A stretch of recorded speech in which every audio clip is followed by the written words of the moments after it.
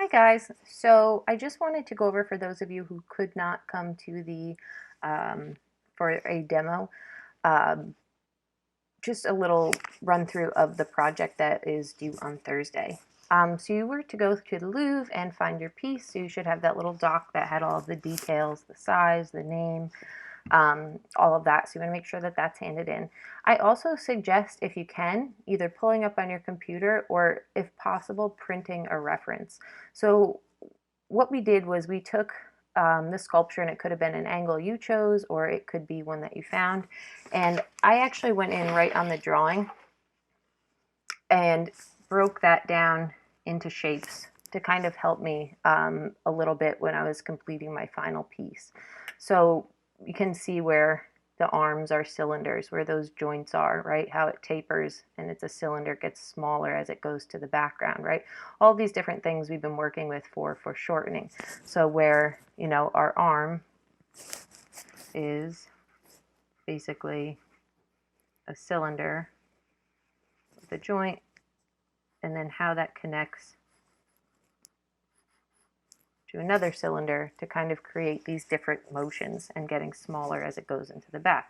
So the next step is connecting those pieces. So I definitely recommend having another printout, like I said. So I went in and I drew the different shapes. So you can use this to go off of, and you can come in and start connecting your different pieces. Or if you feel like you went a little dark, which I definitely feel like I did, you can color the back and transfer that onto another page, if I can find it, so that you have just a lighter outline. So it just really helps with getting the anatomy and the placement of your pieces kind of together. So just really quickly, a lot of people were confused about the word render. Okay, we've been using this for 3 years. So rendering in visual art and technical drawing means the process of adding value, shading, texture to an image. It can also be used to describe the actual execution of the process. So what that means is you are not handing in this, you are not handing in this. You're handing in a fully, this is not fully, but a rendered piece that shows texture and form. It's a completed work. So the first step, and like I said, I like having a reference because I'm able to use that to actually draw on to see that the knee lines up with the foot, so that I can come in here and kind of see, okay, I need to make that foot a little bit longer, right? So in having this reference just for basic shapes, so coming in and seeing where I need to, how they all connect. So seeing how she kind of has this area in here, right? That's a little bit more slanted. You can see that using those anatomy, right? Having the neck come like that is really helpful because you can see how her head is turned.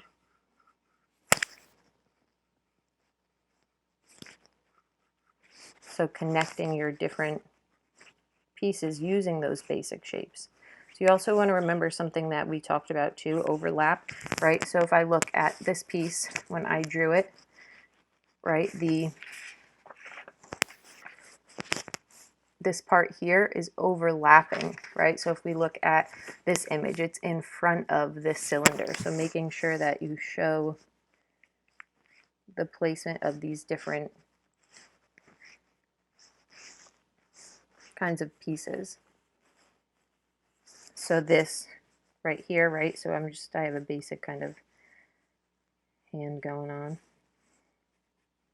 but how that is behind the portion of her thigh, but it's also in front of the other part of her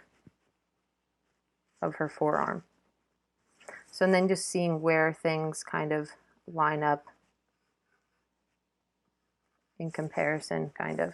And then coming in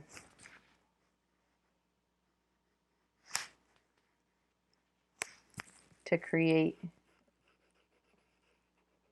those different shapes and values. Now, if you're working on, you guys have a choice of medium.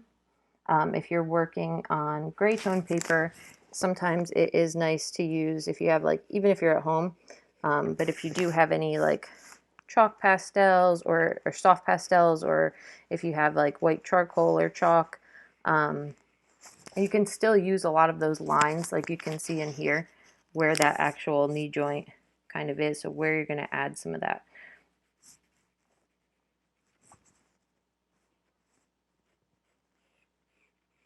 But yeah, you can use, you have a choice of medium, but if you are working on gray paper, sometimes it is nice because you can create, or toned paper, you can create some of those highlights. And we talked about different blending techniques. I know toilet paper is in high demand, but if you have tissues, or actually I picked this up from the dollar store, and it has like cotton balls, Q-tips, so you can use those for you know, coming in to kind of soften those to create more of an implied line.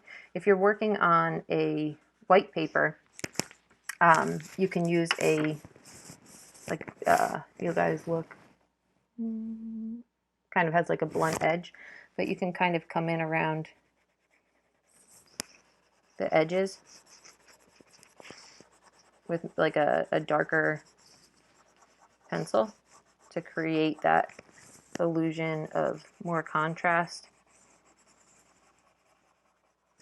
And it, depending on the look that you're going for, if you like more of this style, you can leave it, or you can come in, like I said, with even like cotton balls work really well. And then you can kind of clean up as you need. These are nice too, these erasers, because if you go a little dark in an area, instead of getting that really harsh line, you can just kind of lightly soften it by dabbing the area to pick up the graphite that's on the paper without coming in and making that really hard line. So just kind of twisting that on there a little bit. So there's a couple techniques when you are rendering.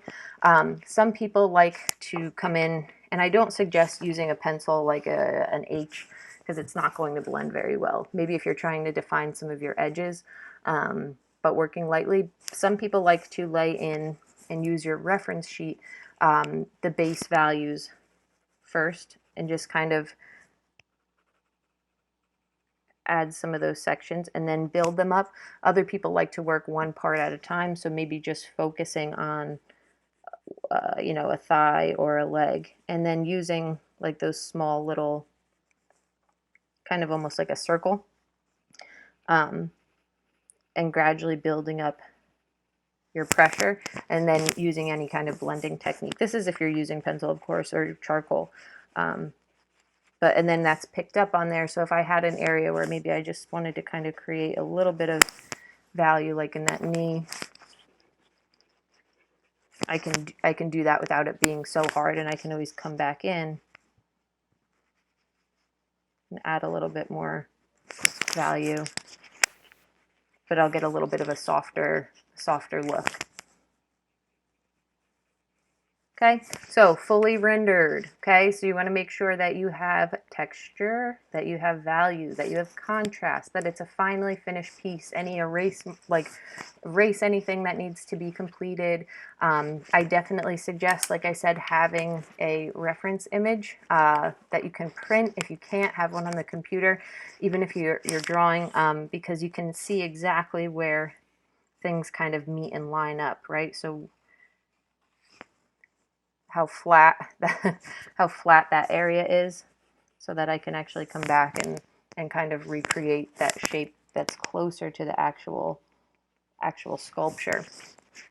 Or even if I just want to see, where does her elbow line up, or where does her hand end on her thigh.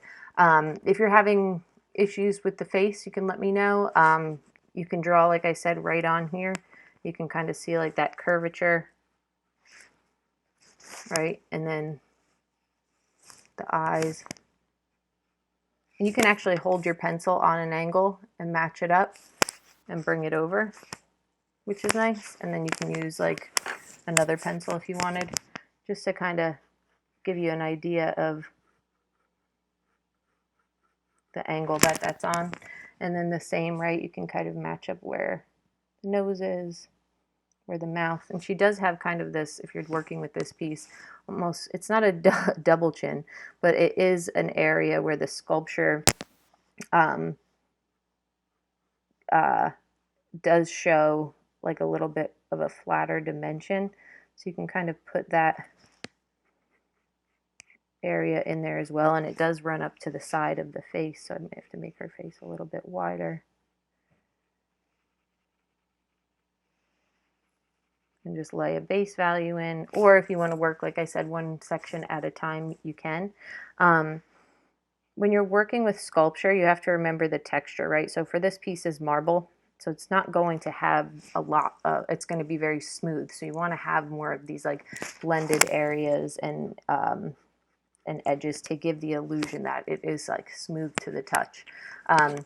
You can also keep in mind like lining things up, so where the edge of that foot, so I can see how high up that next foot should be. She does have some funky feet going on in this image. I don't know if any of you guys did it, but if you see how those two toes, those front toes, are kind of spread, which is something that you have to think about. So kind of creating a space for those that area of the feet, and then how it kind of goes over. You can, I already did mark like kind of where the side and that inner foot was in my when I did the shapes. So just coming in and kind of building up and creating those values. If you guys have any other questions, or if you want, I can do like do small group demos, or if you need just to, you know, to talk and or, you know, make sure your work's coming out okay, just let me know and I can help you guys out. Bye.